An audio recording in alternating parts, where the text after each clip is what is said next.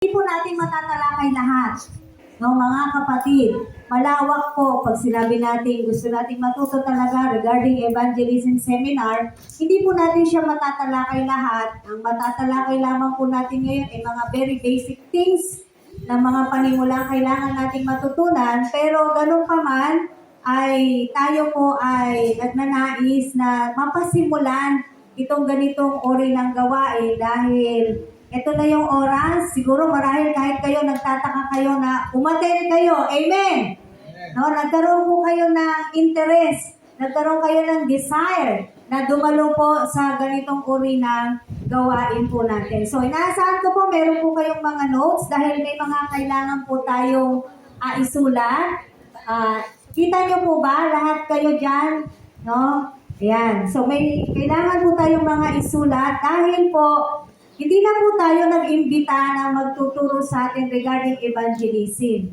Kasi may nagtanong sa akin, inaanyayahan ko siya, sabi ko, attend ka, sabi niya, sino po magsasalita? Hindi na po tayo nag-imbita. No, dahil basic lang naman din po yung ating pag-aaralan. Sa susunod na lang siguro, kapag talagang nandoon na tayo sa mga pataas na level na po tayo ng evangelism natin, saka na lang po tayo mag-iimbita. Amen? So sa pasimula po, again, ang gawain natin ay patungkol sa evangelism. So what is evangelism? Katulad po ng nakikita nyo sa ating whiteboard, pwede po kayong magsulat. Mabibilis naman kayong magsulat. Habang nagsasalita po ako, pwede na po kasi maya-maya, buburahin ko rin po yan dahil medyo maliit, kailangan ko pa rin pong magsulat sa ibang mga bagay. So, ang evangelism po, from the Greek word, yung gelion. Ewan ko kung tama po ako ng pagkaka-pronounce yung gelion, na ang ibig sabihin niya po ay good news. So, pagka-define natin what is evangelism, napakasimple lang naman. The act of spreading the Christian gospel. Pagpapalaganap. Amen. So, alam na po natin to. Pagpapalaganap ng gospel, ng Christian gospel. Pagpapalaganap ng good news. Now, what is gospel? Marami pong mga Kristiyano ngayon, hindi nila alam what is gospel. Tayo po dapat, kabisado natin, kahit nakapikit, alam natin ano yung tinatawag na gospel or good news. Ano po yung gospel? Ito po yung life. Sa life po, kasama na po dyan yung ministry ni Jesus Christ. The life, the death, and the resurrection of our Lord Jesus Christ as Lord and Savior. Ito yung good news. Si good news, si gospel. Si gospel, si good news. Ano yon? Yung buhay, kamatayan, at muling pagkabuhay ng ating Panginoong Hesus bilang siya po ang ating tagapagligtas. That is the gospel. Gospel is our Lord Jesus Christ. It's all about our Lord Jesus Christ. Jesus Christ saves. Jesus Christ heals. Amen po. No? Jesus Christ do miracles. So, yun po yung gospel. So, nabibilisan po ba kayo o tama lang? Mabilis? Sorry. Ayan. So, sige, titigil ako ng konti. So, yun po yung tinatawag nating gospel. Kasi natandaan ko, yung kay Tetelestai, kay King, hindi niya alam ano yung gospel. Nakikipag-debate siya or sinabihan niya ng false teacher tong mga to, pero siya mismo, hindi niya alam ano ibig sabihin ng gospel. Kasi tinatanong siya ni King o ano ba yung gospel? Hindi niya masabi. Di ba? So tayo, dapat alam natin, ito po yung gospel na tinatawag natin. Sa Bible, meron po tayong tinatawag na gospel books. Yung unang apat na aklat sa New Testament. Dahil lahat po yun patungkol kay Kristo. Matthew, Mark, Luke, at saka John. Yun po yung gospel. Amen? Kasi doon lahat makikita ang patungkol na nangyari sa ating Panginoong Jesus. Okay na po? Di pa din. Hindi, yung pagsusulat, sige, okay lang. Pero yung pagsasalita ko po, ako po ay magpapatuloy. No po? So, next po. Ito mga Greek word po ito ha. Kasi alam niyo naman, ang mga Greek tayo, yung evangelizo or yung gelizo, hindi pala evangelizo. This is you. Yung gelizo. Ito po yung Greek word na evangelism pagdating sa verb, phrase, verb, action word. The act of proclaiming, preaching, or evangelizing. Yung ginagawa na po natin. Pag tayo po yung humahayo na, yung gelizo po yan sa Greek.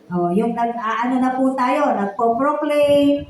Pag sinabi natin evangelism, yung gelizo, proclaiming, preaching. So, ang evangelism po, pwede rin siya in a way of preaching or evangelizing. Meron po talagang mga tao na gifted sa pag-evangelize. Like, yung namatay na, si Graham, evangelist po talaga siya. No? Pag sinabi natin evangelist, ito naman yun, yung tao nagsasabi o nagpapahayag ng good news. Yung gelistis, sa Greek word, sa English po, evangelist, or the one who bring good news. Yung may dala-dala po ng mabuting balita, yung may dala-dala ng magandang balita, siya po yung evangelist or yung gelistis. So tayo na may dala-dala o magdadala ng magandang balita, mamaya dyan sa labasan, tayo po ay, ang tawag sa atin, evangelist. Yan, when we bring good news to the people, ang tawag po sa atin ay evangelist. But again, kahit po ang inyong lingkod, hindi pa po talaga ganon master na yung evangelism. I would be honest with you, no? When I say master na, meron nga kasing tao na gifted talaga siya for being an evangelist, no? Pero namang iba-iba kasi ng gift ang mga pagtuturo ng mga pastor. Pero hindi naman din excuse yun para hindi po natin gawin ang evangelism. Amen? Kung naalala niyo po yung pinost ko, yung NBA basketball player na tinanggal siya mismo sa team nila, kilala niyo yon? Si Jaden Ivey. NBA player po ito. Tinanggal siya sa team niya. Bakit siya tinanggal? Dahil lang hindi siya sumuporta doon sa Pride Month na din pinagdidiwang sa kanila. Yung mga LGBTQA++. Dahil nanindigan po siya sa katotohanan. Alam niyo ginawa sa kanya? Walang kaano-ano. May kontrata yung mga yan, di ba? Tinanggal po siya bilang NBA player, si Jaden Ivey. Tapos sabi niya, okay lang na ako ng mundo, wag lang akong i-reject ng Panginoong Hesus ko. Kung tutuusin mo, NBA to. Di mo ba? Hindi po biro ang makapasok sa NBA, kahit nga PBA na lang eh. Pero hindi niya alintana. At alam niyo, anong ginagawa niya ngayon? Pumupunta po siya sa mga kalye nila at siya po ay nagpapahayag ng salita ng Diyos. Ngayon po, yung mga kinaiinisan na nila, yung mga nagagalit na yung mga tao doon sa mga nagsasabi ng katotohanan. Pagka kinampihan mo yon, marami kang bashers.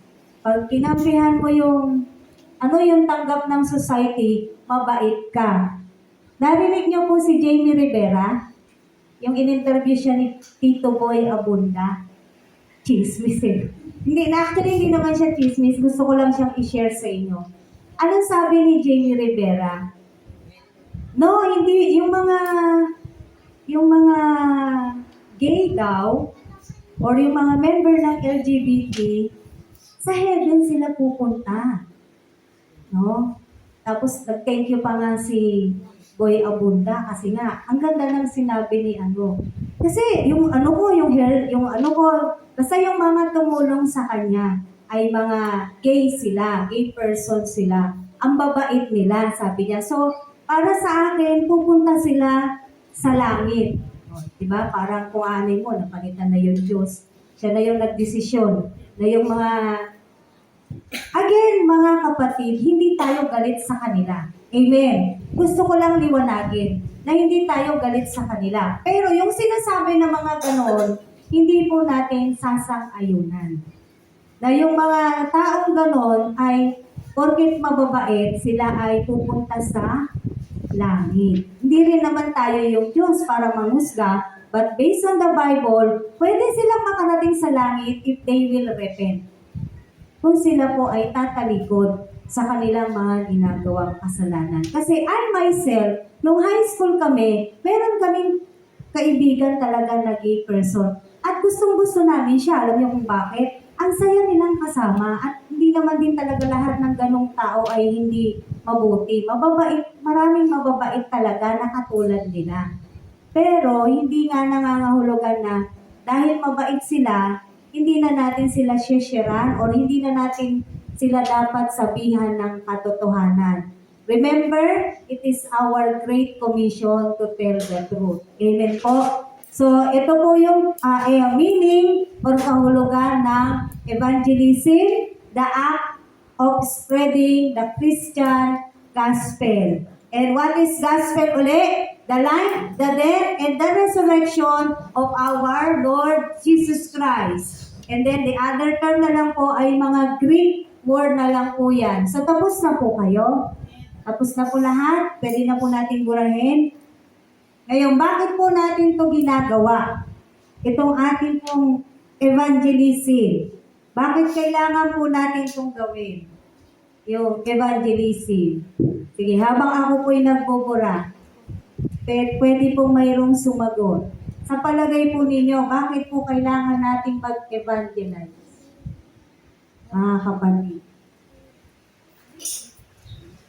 Alam niyo yung sagot, nahihiya lang po kayo eh. Mamaya, hindi kayo pwedeng mahiya mamaya. Mamaya po, hindi kayo pwedeng mahiya. Dahil bahagi po ng ating gagawin, ito po ay mga theory, amen, orientation. Pero may kasama po itong actual. So mamaya, may oras po tayo para kung ano yung natutunan nating basic ngayon, ay gagawin po natin sa labas. Yan. Handa na ba kayo? Ay, wala sumagot. Ayan. So bakit po natin ginagawa ang evangelism? Yan. Why is it important? Bakit po mahalaga na tayo po ay nag-evangelism? Bakit po? Wala?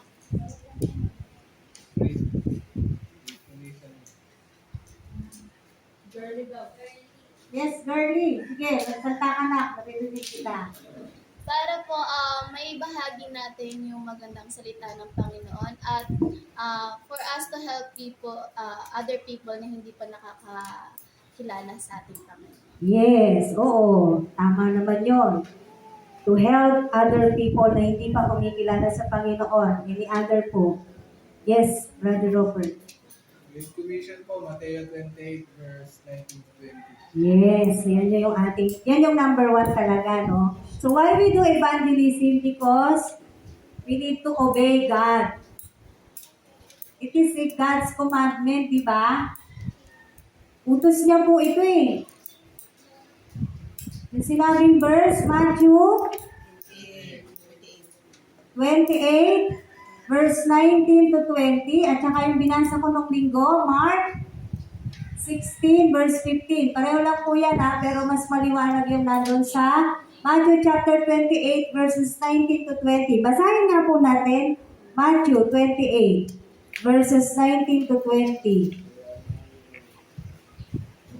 So, unang-una, bakit natin ito ginagawa? Kasi, yan po ay kautusan ng Diyos. Hindi po yan invento.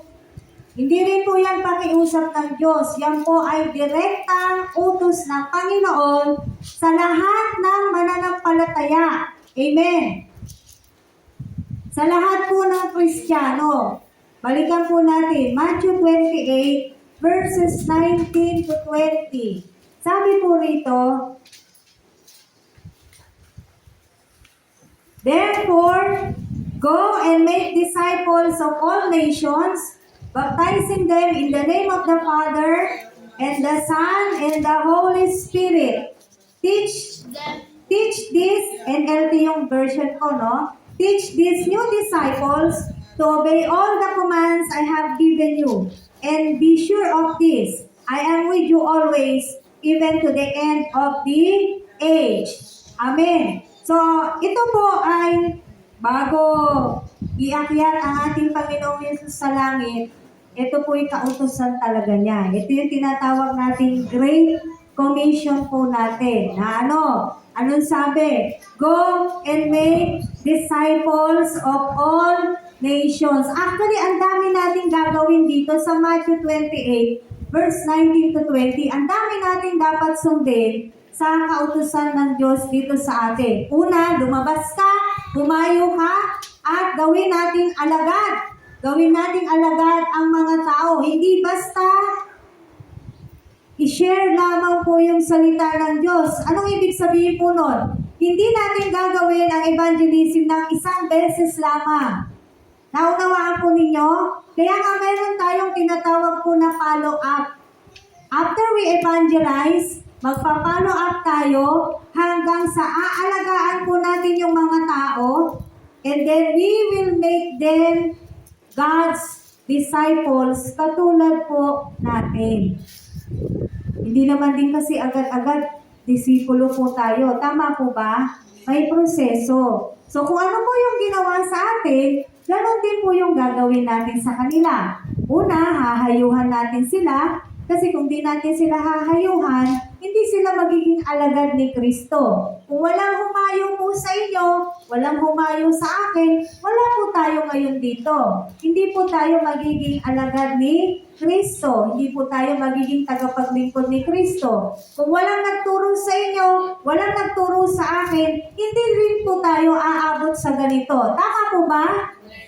At kung walang nagbaptismo sa inyo, kumbaga, lahat ng sinasabi rito sa Matthew 28:19 to 20, itong lahat ng ito, kailangan nating kumpletuhin doon sa mga hahayuhan o hinahayuhan o inaalagaan po. Kung may inaalagaan na po kayo ngayon, doon sa mga inaalagaan natin, minimentor po natin, kailangan kumpleto nating gagawin. Kasi madalas pinuputol lang doon sa go and make disciples. Tama? Diba? O ano ba yung Great Commission natin? Go and make disciples. Yun lang.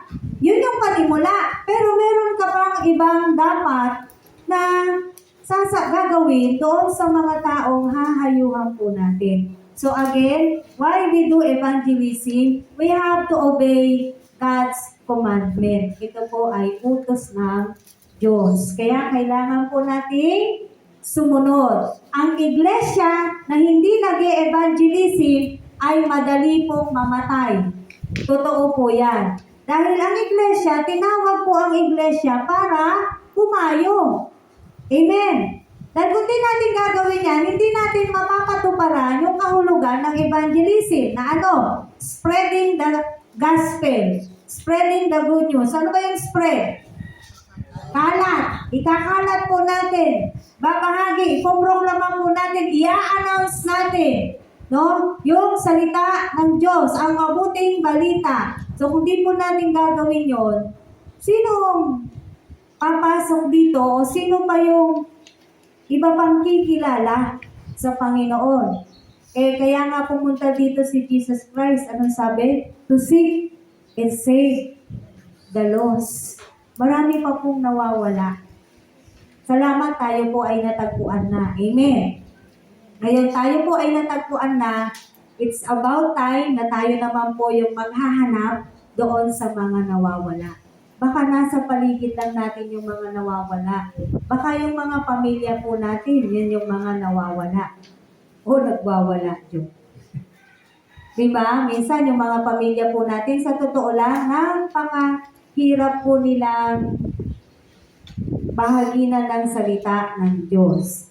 No? Pero ganun pa man, ay hindi po tayo titigil na magbahagi sa kanila ng salita ng Panginoon. Pangalawa, bakit po natin ginagawa ang evangelism? Yun sinabi ko nung linggo. Ito po ay nagiging ano natin, expression of love to others. Kaya nga sabi ko, dapat mag-pray tayo na magkaroon tayo ng compassion sa mga tao. Kasi kung hindi po natin ito mararamdaman, mahihirapan po tayong mag-evangelize. Kung hindi natin nararamdaman, hindi tayo nahahabag sa tao, mahihirapan po tayong mag-evangelism. Bakit? Wala ka namang pakialam talaga kung tutuusin sa mga tao eh. Kung ganun po yung kaisipan natin, na wala tayong pakialam sa mga tao, kahit pa sila'y mapahamak, hindi po natin gagawin ang evangelism. But then again, when we evangelize, it means we love them. Hindi man natin sinasabi sa kanila, pero the way na pinuntahan natin sila, pinahaginan natin sila ng salita ng Diyos, na-express po natin sa kanila yung pag-ibig. Kumbaga, yung pag-ibig ng Diyos, na-extend po natin sa kanila. Amen? Biro mo kasi hindi mo kakilala, kakausapin mo, babahagi mo salita ng Diyos, pupunta ka sa kalye. No? Ako talaga, bilib ako doon sa mga nasa kalye. Yung sa news, nakita nyo yun? Sa airplane, nag-share siya ng Word of God. Nabash din yun eh. Nasa airplane siya. Walang nung balita na yon yung babae. So, nabash din siyang mabuti kasi nag-share siya ng Word of God sa, naka-flight po sila. Opo. Pero kung aanin mo, di ba, mabibilib ka sa kanila kasi kaya na nila yun. Tama? Tayo, wala pa po tayo dun sa estado na yun. Hindi pa po tayo pumupunta kung saan-saang lugar. Madalas saan tayo? Dito lang. Tama? In our convenience, dito lang tayo. No? Pero sa totoo, ano sabi ng Mateo 28? In all nations. Yung in all nations, maaaring sa ibang lugar, hindi ka man talaga makarating ng ibang bansa, pero sa ibang lugar. But who knows? Sabi nga ni Pastor Joe, baka talagang merong tawagin ng God dito na misyonaryo at dalhin sa ibang bansa. Diba? Pwede naman po talaga yun eh. Bakit? Hindi po natin lilimitahan ang kapangyarihan ng ating Diyos. Kung yun yung pagkatawag niya sa inyo, ay yun yung gagawin ninyo. Tama po ba? Pangatlo, ito po ay nagiging ano natin, spiritual growth.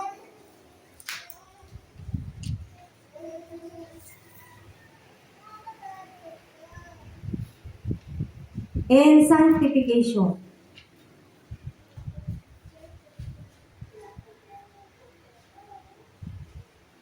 Ayan. Pag po tayo nag-evangelize, hindi po natin namamalaya, tayo po ay lumalaki. Tayo po ay nagmamature. Tayo po ay nag-grow spiritually. Bakit? Kasi, dahil alam mo mag-evangelize ka, ito mangyayari sa Kristiyano. Yung Kristiyano, no, matututo siyang mag-aral sa salita ng Diyos. Tama mo ba? Matututo siyang mag-aral. Magbabasa siya ng Biblia. Amen? At magpe-pray siya. Hihingi siya ng tulong sa banal na Espiritu. Halimbawa, sabi ko, girlie, ikaw kakausap dyan. Naku, Lord, ano ba sasabihin ko dito? Diba? So, ano mangyayari? Matututo tayong dumipende sa banal na Espiritu. So, parang kumbaga, mapupwersa ka tuloy. No? Na mag-aral, magbasa ng Biblia, at dumipende sa banal na Espiritu at lumalalim po ang ating pananampalataya. Bakit? Sa paulit-ulit na sinasabi mo yung gospel, hindi mo namamalayan, mas nakikilala mo si Kristo, yung paulit-ulit na pagsasabi ng gospel, humahaba po yan, mga kapatid. Halimbawa, ngayon, ganito lang yung nasabi mo. Pagkalagi mo yung ginagawa, hindi mo namamalayan, ang dami mo nang naibabahagi. Ang dami mo nang naishishare. Bakit? Dahil paulit-ulit kang nagbabasa ng Biblia, paulit-ulit kang nag-aaral ng salita ng Diyos, nakikilala mo ang Diyos. Kaya ang dami mo nang naibabahagi, na hindi mo namamalayan, lumalaki ka, lumalago ka. lumalalim ang pananampalataya natin sa Diyos. Nakita niyo po yung epekto kapag tayo'y nag-aaral ng salita ng Diyos, kapag tayo po'y nagbabasa ng Biblia, kapag tayo po ay nananalangin. Three basic things, pero itong basic things na to talagang napakahalaga sa buhay ng mga Kristiyano. Kaya I hope and I pray yung tatlong bagay na yon, wag po natin kakaligtaan gawin. Or wag nating sasabihin na wala tayong oras to pray, wala tayong oras to read the Bible, wala tayong oras to study the Bible. Dahil, sabi ko nga sa inyo, ngayon po magiging simula sa araw na to, ang magiging lifestyle na po natin ang mag-evangelize. Last Sunday na sabi ko sa inyo, i-desire ninyo na sa loob ng isang linggo, kahit isa meron kayong nabahaginan. Amen? I-desire po natin yan. Pag-pray natin sa Panginoon, Lord, gusto ko meron akong ma-share ngayon. Tulungan mo ako, turuan mo ako kung sino siya. May nakaano na po ba? Nakapag-share na po for the week? Kahit isa lang? Wala pa. O kung wala pa, mamaya sigurado meron na kayong masasabing na bahaginan po ninyo. And after po ng seminar na to, magpapatuloy po tayo sa ating evangelism. Amen po? No? So, masaya pong gawain yan. Pang-apat, bakit natin to ginagawa? The reality of eternal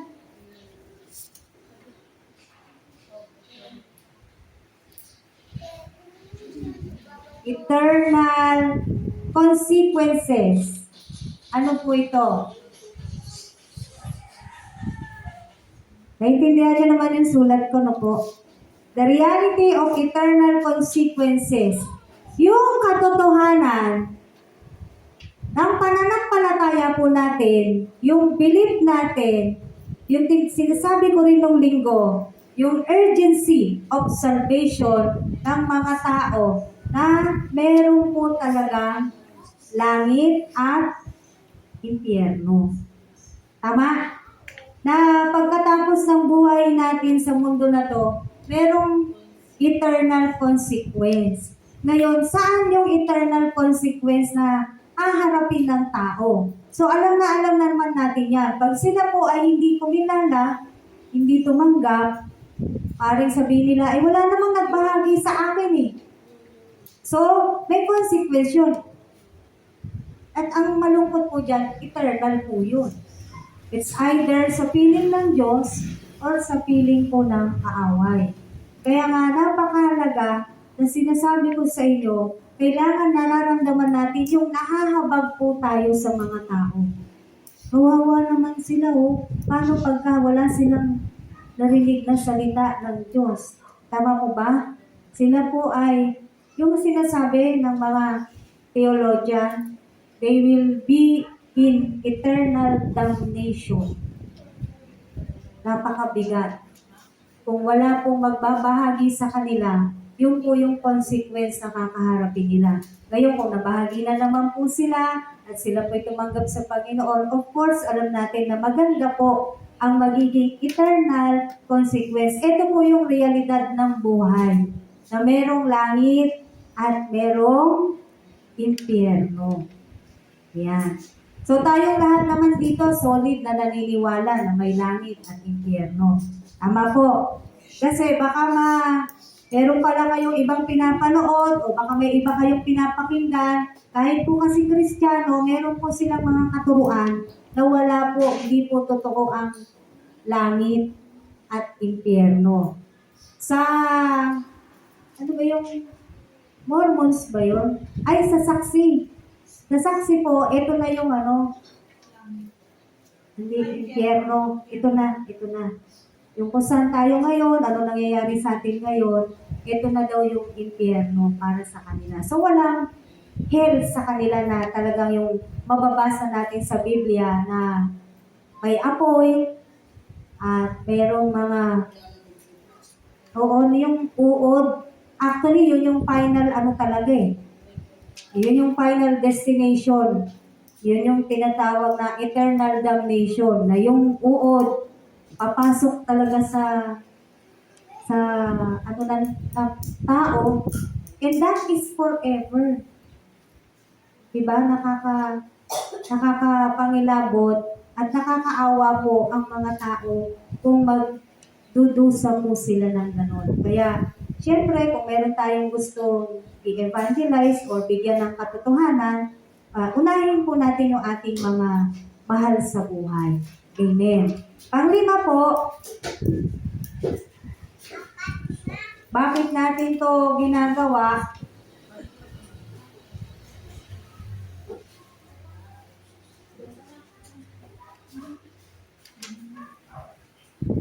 Reconciling the world to God.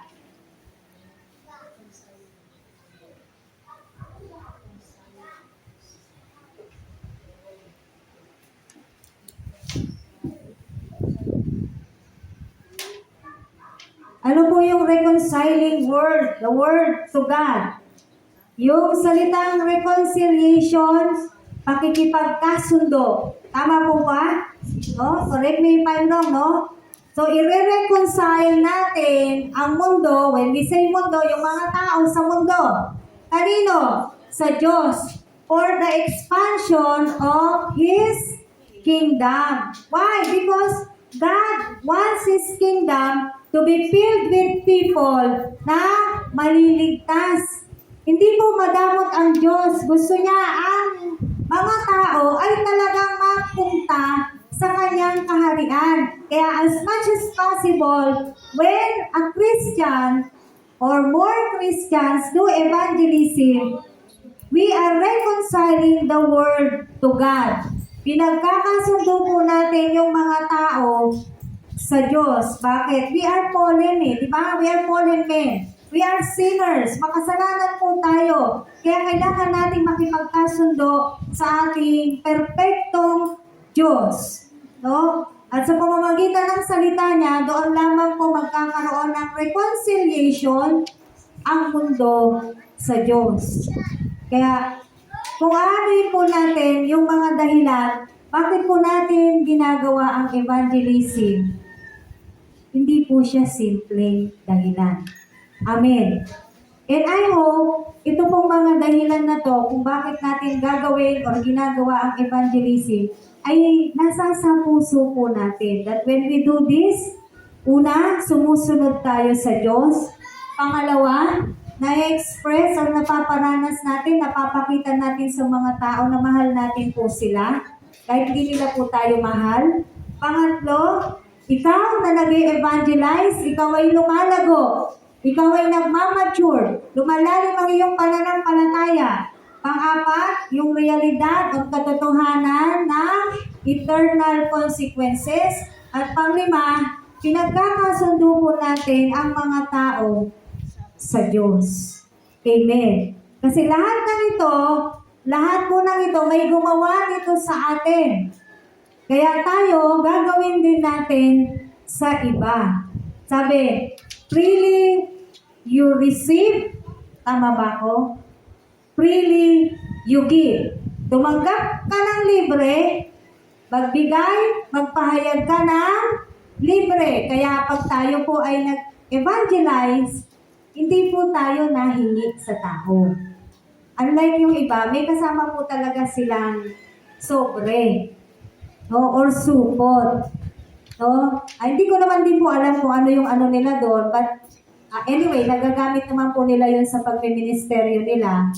Pero tayo po, pag nag-evangelize po tayo, wala po tayong ipapamigay na sobre, or wala tayong iaabot na supot, or wala tayong hihingi sa tao. Tandaan po ninyo yan. Amen po mga kapatid. Kapag nagsasama-sama po tayo, or kahit kayo lamang, hindi po tayo hihingi ng kahit ano sa mga tao. Kung may magbigay sa inyo, ibalik po ninyo. Amen na pera. Ako, binigyan ka 5 piso. Hindi kapatid, hindi ako nahingi ng ano. No? Baka kasi may mag-abot, ganyan. So, Pag-soft drinks lang. pag soft drink. Pag pagkain, sige, tanggapin natin pag pagkain. Kasi minsan meron naman talagang mababait. na tao, halimbawa nasa field ka talaga, pero naman talagang mga nagbibigay at umaabot sa mga tao na nag-evangelize. Napanood niyo po yung shinare ko na video nila Pastor Jo sa church nila. Pinanood niyo po yun? Yung nagpa-public preaching po sila. Hindi niyo pinapanood, no? Nasa SCM family po yan. Opo. Kaya po yung pinasa, para nakikita niyo po yung ibang ginagawa din ng mga kapatid natin sa pananampalataya. Sila po, bitbit nila yung mga gamit nila at nandoon sila sa kalye at naggawa sila ng public preaching. Ano kasi, di ba? Anong sabi yung pinag-aralan natin noong linggo? Kanino natin ipapahayag ang kadakilaan ng Diyos? Sa madla. Natandaan niyo po yun, yung binasa natin sa awit? Papahayag natin ang salita ng Diyos sa madla. Minsan, mga Kristiyano, mga kapatid, minsan kailangan lumabas tayo sa comfort zone po natin. Kasi lagi tayong nasa comfort zone natin eh. Ano yung comfort zone? Kung saan yung malapit, kung saan yung maalwan sa atin, kung saan yung hindi tayo mahihirapan, doon po tayo lagi. Naano niyo po? Diba? Kung pagka medyo mahihirapan na tayo, pag medyo malayo na yung lalakarin, parang ayawan na. Hindi po. Bahagi po ng buhay nating mga Kristiyano ang mahirapan, mapagod, amen, mapawisan, masaktan. Yan po ay mga katotohanan ng buhay ng isang mananampalataya. Kaya paunti-unti po. Ngayon, mamaya, i-evangelize tayo dito lang ulit sa paligid natin. Pero paunti-unti, meron na po tayong mga pupuntahan ng mga ibang lugar. Amen. Dahil ito namang lugar na to ay every week tayo po ay nagpapahayag dito. So paunti-unti po ay maglalabas na tayo sa ating comfort zone kung saan hindi naman natin lugar pupuntahan natin para magbahagi po ng salita ng Diyos. Amen. Handa na ba kayo? Amen. Handang-handa na dahil ang mga sundalo ng Diyos kapag tinanong ang palaging sagot, yes, Lord. Diba? Ano ba yung kanta? Yes, Lord. Yes, Lord. Yes, yes, Lord. Yan. Dapat hindi lang yung pangkanta. Hindi lang siya pangkanta. Kailangan ginagawa, isinasabuhay po natin. Amen? So break po tayo ng 5 minutes. Lahat ng gustong uminom, lahat ng gustong umihi, lahat ng gustong mag-biscuit.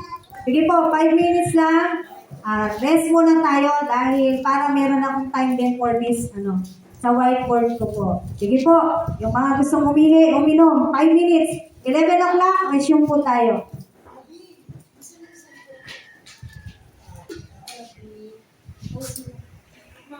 Yes. Ang bilis lang ng oras, ano po? Ngayon, dako na po tayo. Kaya nga sabi ko sa inyo, hindi lahat matatakal natin dito. Kung ano lang yung kailangan natin malaman, lalo na sa gagawin natin mamaya, yung po yung ginagawa natin, ho. Pero marami pa pong pag-aaral, pagtuturo patungkol po sa evangelism. So, punta po tayo sa simple ways of evangelism. Ito po yung mga simple lang na approach. Paano ba mag-evangelize? Paano ba simulan ang pagbabahagi po ng salita ng Diyos? So una po ay meron tayong tinatawag na, this is at random again ha. Wala namang ito yung best, ito yung pinakamaganda, wala po siyang ganon. Kung saan po kayo magiging komportable na gagamitin yung approach or kaparaanan, yun po yung inyong gagawin. So, una po, yung tinatawag natin 4 W's. Ano po yung 4 W's? Ito po yung tatanong sa mga sagot. Una,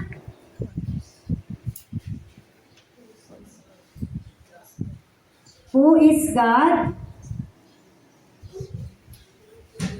Who is man? who is Jesus Christ.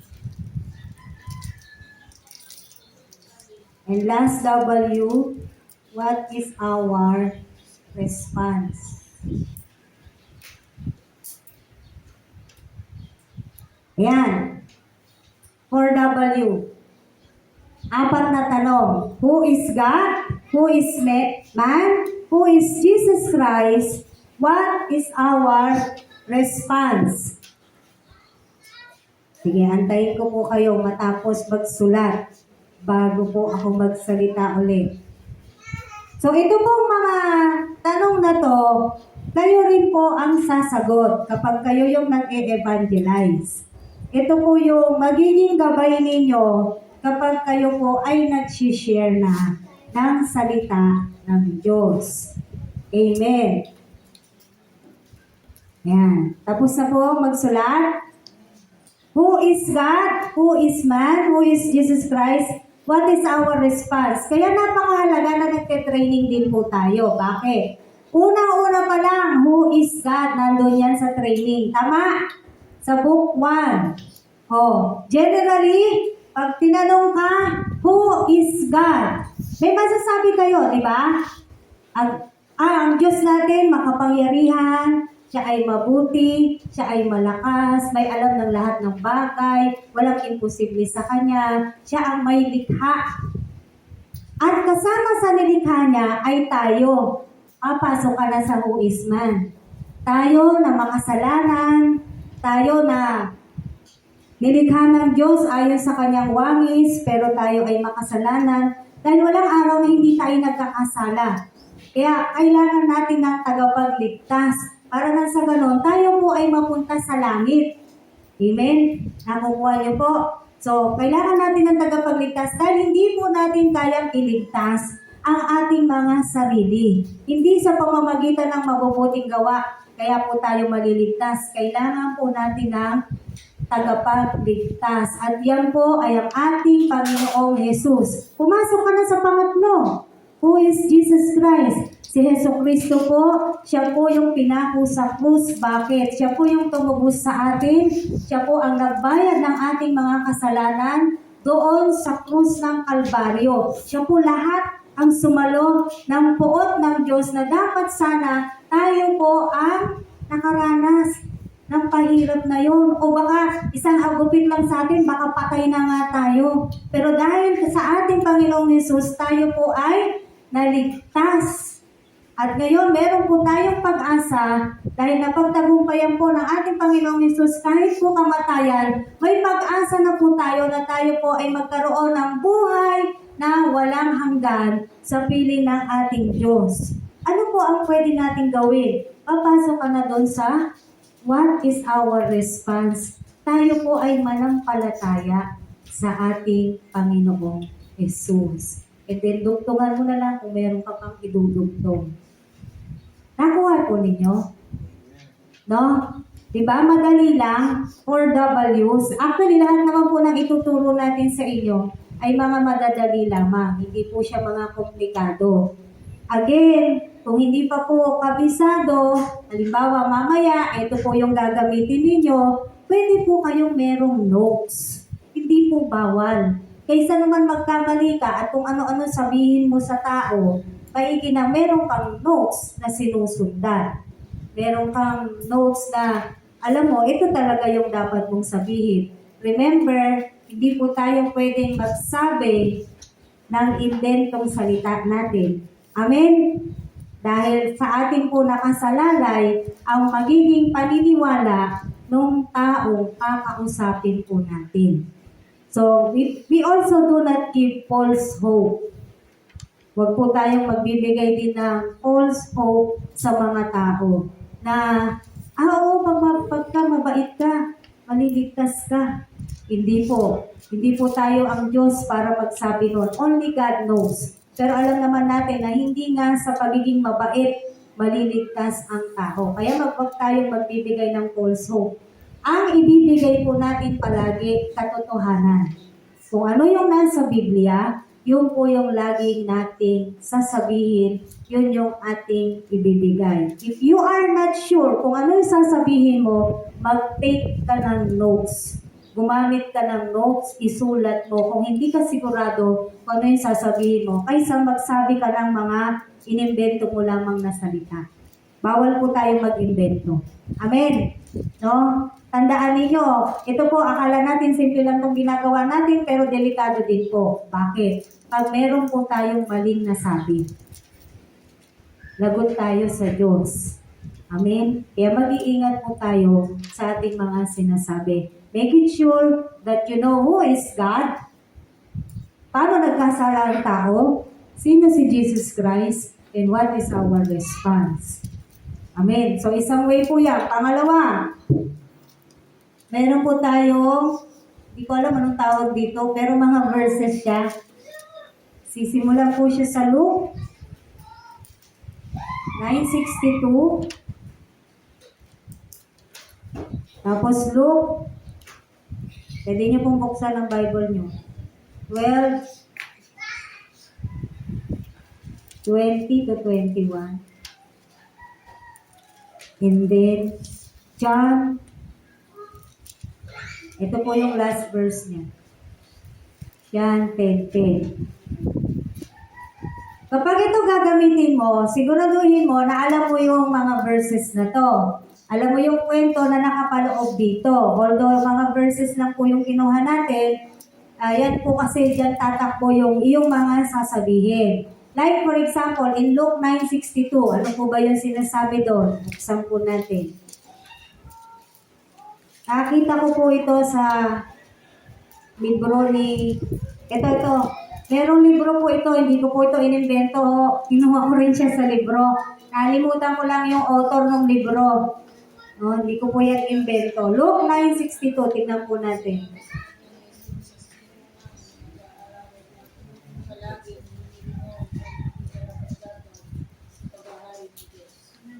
Ayan, thank you, Winnie. Nabasa na ni Winnie. Sabi nga ng Luke 9:62, but Jesus told him, anyone who puts a hand to the plow and then looks back is not fit for the kingdom of God. Kung sa Tagalog po, yung nabasa kanina ni Winnie, sa Luke 9:62, ito po yung sinasabi, yung mga tao, wala silang oras. Busy sila. Wala silang panahon. Anong hinahanap nila? Anong concern ng mga tao? Magpayaman. Magtrabaho ng magtrabaho. Yan po yung nasa Luke 9:62. Diba? Kasi may maraming tao na ma-encounter po natin, ay wala akong panahon dyan. Tingnan mo, hindi ka pa nagsasalita, sasabihin na agad sa'yo. Naku, wala akong panahon dyan sa mga ganyan-ganyan, dami kong ginagawa. Yan, mga ganyan yung sasabihin. So, sisimulan mo siya. Ang tao po, hindi mo sasabihin siya. Diba? Ang tao po, napakaabala po nating mga tao. Marami po tayong ginagawa. At madalas, ano po ba ang concern ng tao ngayon? Anong pinagsusumikapan ng tao ngayon? Ang magpayaman. Diba? Ganyan. Gustong-gusto nila yan. Dahil yun ang totoo. No? Yun ang concern ng mga tao. Pero, pupunta ka na dun sa Luke 12:20 to 21. Basahin muna po natin yun. Luke 12, verses 20 to 21. Ngunit sinabi sa kanya ng Diyos, Tangan, sa gabi nito ay mabuhi ang kaming buhay kanino mapunta, aming magagawin na inihanda, ganyan ang sasapitin, na nagtitipon ng kayamanan para sa sarili mong tupanganan sa kanyang Diyos.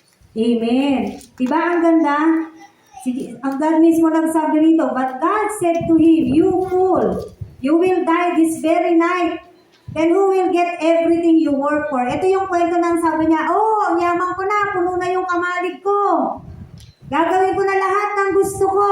Tapos sabay sabi ng Diyos sa kanya, hangal, ngayong din araw na to, mamamatay ka na, di ba? Tama po? Tama akong sinasabi, yan yung nasa Bible nyo, di ba? Tapos, sabi sa verse 21, yes, a person is a fool to store up earthly wealth but not have a rich relationship with God. Idudugtong mo na ngayon. So kita po natin, sa kabila po ng tayong mga tao, gusto natin ng kayamanan. Wala naman pong masama doon. Kung pagyamanin po tayo ng Diyos. Pero hindi po yun dapat ang inuuna nating mga tao. Dahil kapag po tayo namatay na wala na dito sa lupa, useless po ang buhay natin kung wala po ang Diyos. Dahil kapag ang Diyos na mismo kumuha ng buhay natin, kinuha niya na yung hininga natin, wala na po tayong magagawa. Tama? Negative, di ba? Parang sa ano mo, negative. Pero, bigla kang magbabatin. Pero po, sasabihin mo, meron pong magandang balita. Meron pong pangako ang ating Panginoong Jesus. Pupunta ka na ngayon sa John 10:10. Yung sinabi ni Kristo doon na He gives life. Hindi ko memorize.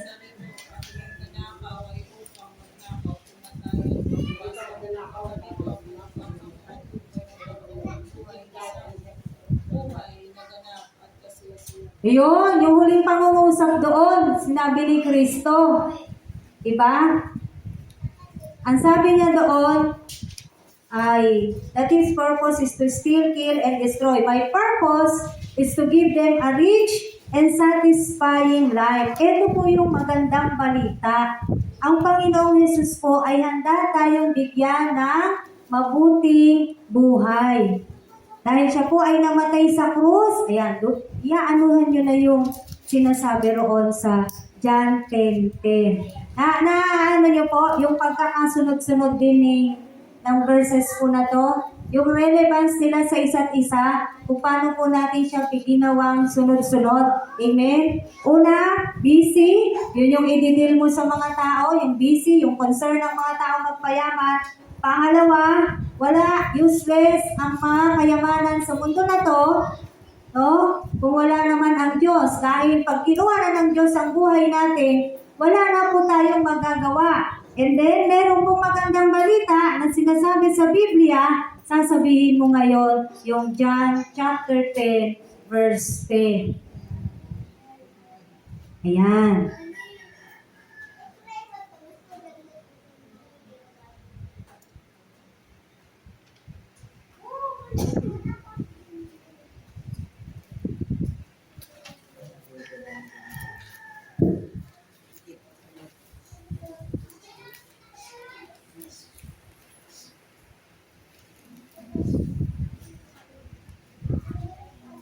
Pangatlo po, okay na po kayo?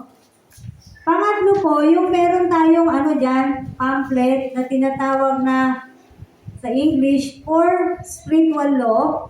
Sa Tagalog, 4 na tuntuning spiritual. Aliyah, pasuyo nga. Meron ako sa lamesa, pero konti na lang po yung Tagalog ko. Ayan, pwede mo silang bigyan isa-isa. Pasensya na po kung hindi lahat Tagalog kasi wala na po tayo ng green dahil ito po yung ginagamit natin, pinamimigay din natin kapag tayo po ay humahayo, yung Tagalog. Kaya naiwan dyan, karamihan po ay English. Tagalogin nyo na lang.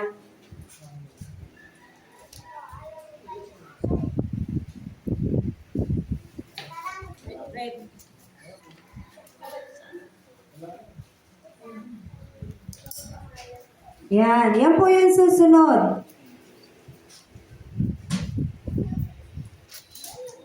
Yung tinatawag natin 4 spiritual laws or 4 na tuntuning spiritual. Ito po, it will took 15 minutes. Pag ito po yung ginamit natin, ay gagamit tayo ng oras na mga 15 minutos. So kaya maliit lang yan kasi nga, diba, tututukan mo naman yung kausap mo parang 1-to-1 kayo. Kaya ganyan lang po yan kaliit. So ito po talaga, ito pwede nyo rin dalhin at basahin doon sa inyong hinahayuhan. Kaya lang, pag humahayo kayo at binabasa nyo to, siguraduhin ninyo na naintindihan nyo rin yung sinasabi rito at yung kausap nyo nakaharap din naman sa inyo. Kumbaga, wag kayong basa ng basa na yung kausap mo, wala na pala sa harap mo. Diba? Yung hinahayuhan mo, wala na pala sa harap mo. So, unang tuntunin, ayan, inibig ka ng Diyos at siya'y may magandang plano sa iyong buhay. So, pag ginamit po natin to, again, pwede po dito na talaga tayo magbase, babasahin po natin ito. Ngayon, kapatid, kung alam mo naman na yung iba, kaya nga mahalaga mag-aaral bago mag-evangelize. Yung unang tuntunin, sinabi niya, di ba, inibig ka ng Diyos at siya may magandang plano sa iyong buhay. Alam mo ba na may sinasabi, parang hindi ka lagi nakatingin dito. May sinasabi sa Biblia sa 1:3-16, Bible ang bubuksan nyo. Kasi yun naman yung nakasunod dito eh. O, basahin natin yung nasa John 3:16. O, babasahin ninyo. Ang plano ng Diyos sa atin, maganda. Guys, ayan, nandito rin yung John 10:10. O, kaya nga, aaralin nyo muna to bago kayo magsalita. Pag nasabi nyo na po yan, pupunta na po tayo sa ikalawang tuntunin. Pero bago ka pumunta sa ikalawang tuntunin, doon ka magtatapos sa tanong niya dito sa huli. Sabi niya dyan, bakit ang karamihan ay hindi nakararanas ng masaganang buhay?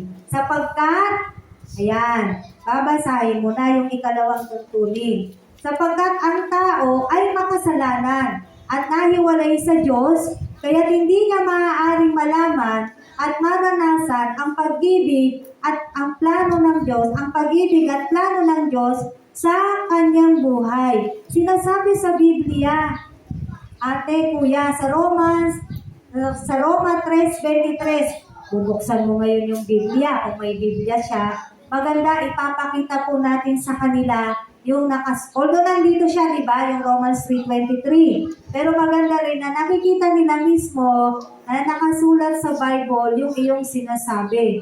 Sapagkat ang lahat ng tao ay nagkasala at walang sino mang nakaabot sa kaluwalhatian ng Diyos. Anong ibig sabihin nito? O, babasahin mo to. Ayan, ang tao ay nilikha upang makasama ng Diyos. Subalit, ayaw niyang pasakop sa Diyos.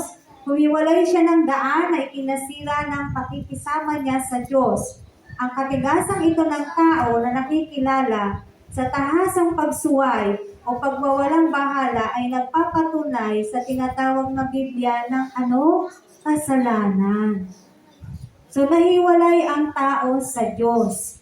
Sabi sa Romans 6:23, sapagkat ang kabayaran ng kasalanan ay kamatayan. Anong gagawin natin? Tingnan natin yung nakalarawan dito. Pwede nyo pong ipakita. Ayan, total, isa lang naman yung kausap mo o dalawa. Pwede nyo po talagang iharap din sa kanila itong inyong pamphlet. Ganito yan, kapatid. Ito yung banal na Diyos. Kahit hindi mo nabasahin yan, magbase ka dun sa illustration. Tama po? Or again, naaral mo na to. Para pag pinakita mo yung illustration, ma-explain mo siya ng simple lang. Diba? Ayan, ito ang banal na Diyos. Ito tayo ay makasalanan. Hindi natin kaya lumapit.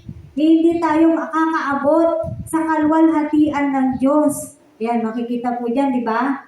Pero, pupunta ka na sa ikatlong tuntunin. Pero si Jesucristo ang tanging lunas sa kasalanan ng tao. Sa pamamagitan niya ay malalaman mo ang pag-ibig at plano ng Diyos sa iyong buhay. Sabi sa Roma 5:8, ang ating Panginoong Yesus ay namatay. Para kanino? Para sa atin. Then babasahin mo yung Romans chapter 5:8. At hindi siya nanatiling patay. Siya ay muling nabuhay sa ikatlong araw at hanggang ngayon siya ay buhay na buhay at atin siyang hinihintay. Sa unang Korinto, babasahin mo yung verse na nandyan. 1 Corinthians 15:3-6. Yan. Kapag nabasa mo na yan, ang ating Panginoong Yesus ay muling nabuhay, siya ang tanging daan patungo sa Diyos. Papakita mo na naman uli itong illustration na meron ka sa susunod. John 14:6. O memorize naman na po natin yung John 14:6. Maipapaliwanag mo again ang simple lang. Di kailangan pong komplikadong paliwanag. Simple lang. O tignan mo, ito yung Diyos.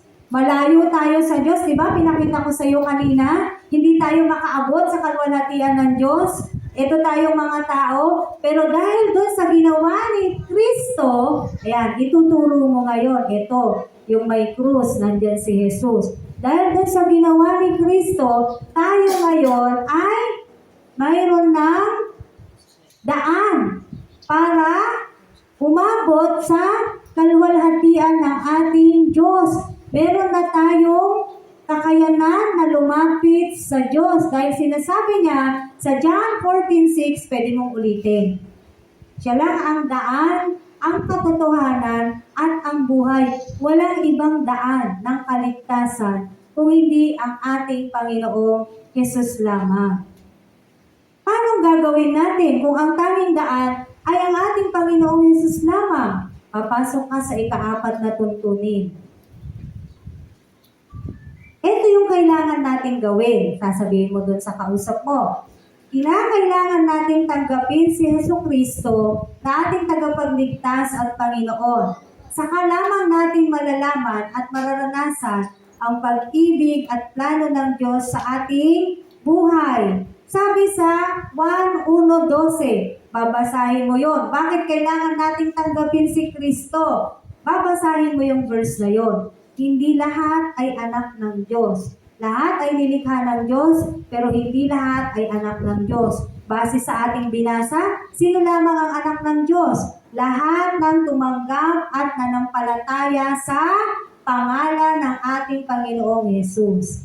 Kaya napakahalaga, papabasa po natin yung verse. Amen. Ang pagtanggap kay Kristo ay sa pamamagitan ng ating pananampalataya. Babasahin mo yung Efeso 2:8-9. So, nandiyan po. So, tapos ka na sa 4 na tuntunin. Punta ka sa page 9. Ang pagtanggap sa ating Panginoong Yesus ay personal na paanyaya. Papakita mo tong illustration na to. Kahit hindi mo na basahin lahat yan. Pakita mo tong illustration na to. Pag hindi pa tayo tumanggap sa ating Panginoong Yesus, ang buhay natin ay ito. Yan. Sasabihin mo, ang naghahari sa iyong buhay ay ang iyong sarili. Yan. Tapos, magulo. Diba? Magulo yung mga dots. Ano yung mga dots? Yan yung mga aspeto ng buhay natin, naisin ng buhay natin. Tingnan mo, magulo. Bakit? Kasi tayo yung naghahari sa ating mga sarili. Pero kapag tinanggap na natin ang ating Panginoong Jesus, tignan mo yung pagkakaiba. O, papakita mo na yung isang illustration na kung saan ang nakaupo na doon sa bangko ay si Kristo. Anong napansin mo? Kapag ang isang tao ay tumanggap na kay Kristo, hindi ba nagiging maayos ang lahat? Papakita mo sa kanya, oh. Nakita niyo po yung mga dots? Yung naisin mo, yung pangarap mo, yung kalooban mo, inaayos lahat yan ng Diyos. Yung buhay mo, inaayos na yan ng ating Panginoong Jesus. Yan. Kaya sa pamamagitan ng pananampalataya, maaari mo ring tanggapin si Kristo. Ito na yung magpapatanggap. Magpapatanggap ka. Dito po sa dalawa na to, wala po tong prayer of acceptance. But, kung ina-urge kayo ng Holy Spirit, kahit wala siyang pagtanggap dito, kung nangungusap po sa inyo ang banal na Espiritu na ipag-pray siya ng prayer of acceptance, pwede nyo siyang gawin dito. Okay po? So, hindi sa lahat ng pagkakataon, meron po tayong gagawin na panalangin ng pagtanggap. Maging sensitibo po tayo sa sinasabi sa atin ng banal na Espiritu. Kasi maaano naman natin yun, mararamdaman po natin yan. Pag nangungusap po sa atin ng banal na Espiritu na, sige, ilid mo siya in prayer. And then that's the time na patatanggapin po natin sila kahit dito sa mga naunang kaparaanan po natin ay wala. Maliwanag po, kasi dito lang siya nagawa eh. So yung kausap mo, balik tayo sa 4 spiritual law, No? Gusto mo ba manalangin tayo ng pagtanggap kung saan tatanggapin mo ang ating Panginoong Hesus para yung kaninang pinakita ko sa iyo na ilustrasyon, maging maayos yung buhay mo, yung mga pangarap mo, yan, yung mga gusto mo sa buhay, ay mananalangin tayo ng panalangin pagtanggap. Papasukin mo ang Panginoong Hesus sa iyong puso. Pwede mo rin basahin yung susunod na verse, Revelation 3:20. Ayan, pwede mo siyang basahin sa kanya. No? At nangangako ang Biblia ng buhay na walang hanggan. So, pagka umuo siya, saka kayo mag-pray ng prayer of acceptance. Alam niyo po yung prayer of acceptance? Yung po yung mauuna ka, pasusunodin mo siya para tumanggap siya kay Jesucristo. Amen. Mamaya po, magkakaroon tayo ng sample sa bagay na yan. So, pag tumanggap na yung kausap mo, siguro dahil ngayon tinanggap mo na si Kristo, pwede ka na pumunta doon sa page 13, 14. Yung mga susunod na pages po, ito ay mga suggestions. Pero pwede nyo na lang sabihin sa kanya din, ngayon tinanggap mo na si Kristo, may mga bagay na dapat mong gawin para lumago ka, kapatid. Una, syempre dapat meron kang pupuntahang church. Tapos, magbabasa ka na ng Biblia. So, kahit isa lang mo na to. Kung tumanggap na siya, basta naaral mo na din, nabasa mo na rin yung mga susunod, ha? Magbasa ka ng Biblia. Ngayon, mananalangin ka na. Para yung pananampalataya natin ay mas lalong lumago, dumami yung pagkilala natin, kaalaman natin kay Kristo. So yung mga yon, ikaw na bahala doon. Huwag ka na masyadong mag-rely dito sa papel. Bakit? Kasi baka mabagot na yung kausap mo. Sabihin, ang tagal naman nito. Ay, teka muna, magsasaing pa ako eh. Hindi nyo na matatapos. Sayang lang, di ba? Kaya wag mo nang masyadong tapusin yung pinakahuli. Ang mahalaga, umabot ka dun sa panalangin ng pagtanggap. And the rest, mag-suggest ka ng mga katotohanan din naman sa Biblia. Basic. Yung tatlong basic, isuggest mo sa kanya. Kailangan a-attend ka, magbabasa ka ng Biblia, tapos mananalangin ka. Yun yung mga dapat gawin. Bilang ikaw ay tumanggap na kay Kristo. So, yun po yung 4 spiritual law. Okay? Sa ngayon ba, may napipili na kayo na kaparaanan? Dapat sa ngayon may naglalaro na po sa isip nyo na, ito gagamitin ko. Ito sa akin. Ito sa akin. Yan. Next! Ito, laging ginagamit. Isang verse lang. Yan. John 3:16. Isang verse lang. Pero, tiyakin mo kapatid, kung gagamitin mo yung John 3:16, kailangan, ikaw mismo, memorize mo to. Amen.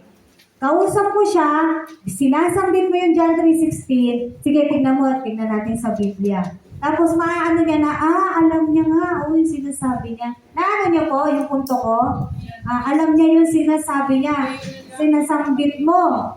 Sa nibutan, kaya binigay niya ang kanyang Bugtong. buktong na anak upang sumampalataya sa kanya ay hindi mapahamak kundi magkaroon ng buhay na walang hanggan. Amen. So ito, pwede rin ito. Kadalasan kasi, ito rin yung ginagamit. Okay. Pero, alam nyo, pag gagamitin nyo to, bihasa ka na din. Somehow, bihasa ka na. Alam mo na kung saan ka mag-uumpisa. Paano mo uumpisahan yung evangelism mo. Kung gagamitin mo yung John 3:16. Okay po. Actually, lahat nga yan, pwede mong pagsama-samahin. Ito, sasama mo to. Pwede. Maglalagay ka ng verse mo dito, pwede mo isama dito. Minsan ginagawa ko po yan. Ito, sinasabi ko din, sasaluhan ko siya ng John 3:16. So, pwede naman po yun, di naman po yung bawal. Kasi nga, yan naman talaga yung sinasabi ng Biblia sa atin. Meron pang isa, last na lang po, isang verse din. Ito tinuro sa amin ng mga Koreano. Kaya lang hindi ko matandaan yung yung muestra nito.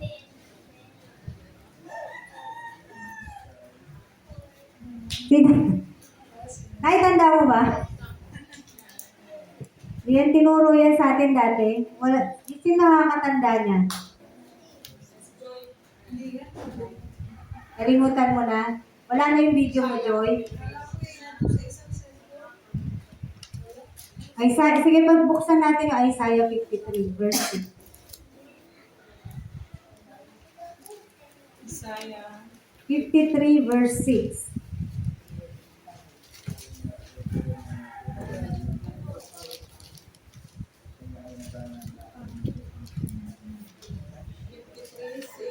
Oo. Tayong lahat ay parang mga tukang naligaw.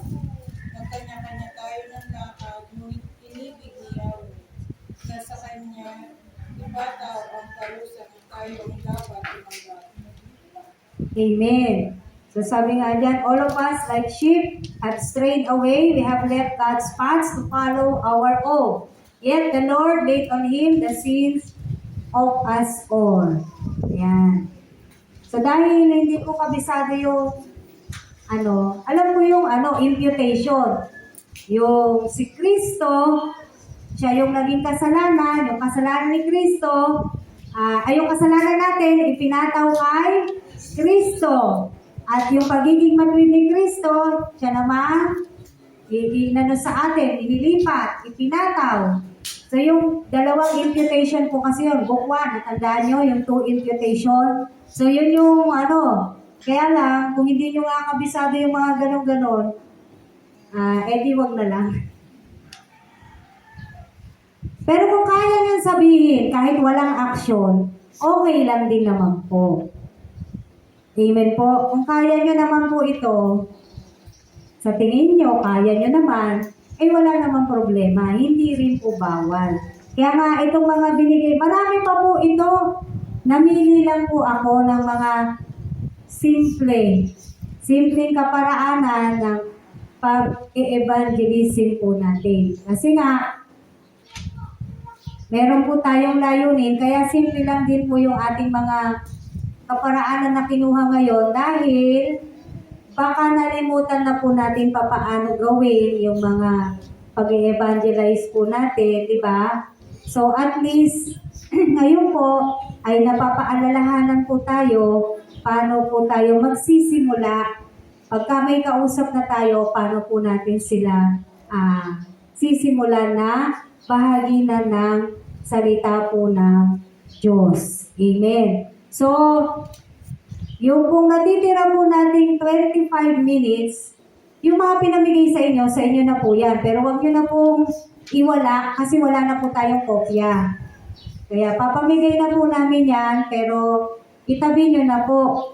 Huwag nyo rin ibibigay dun sa makakausap nyo kung ito yung gagamitin ninyo.